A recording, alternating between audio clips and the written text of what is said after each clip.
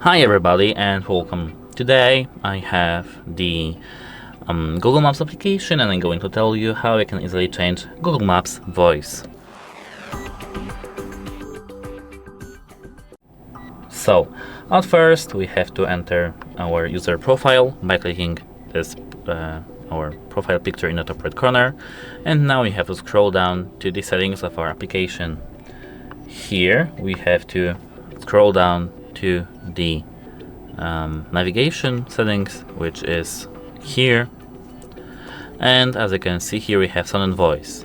Here we can change our voice using the voice selection here, and here we have selected voices, suggested voices, default English, English UK, English US and Polish, and here we have all voices. Our phone automatically gets the main phone language, and it's here default. But if you want, for example, to change this language to some other that you don't speak, for example, it's here. That's it. Hope it helps you, and goodbye.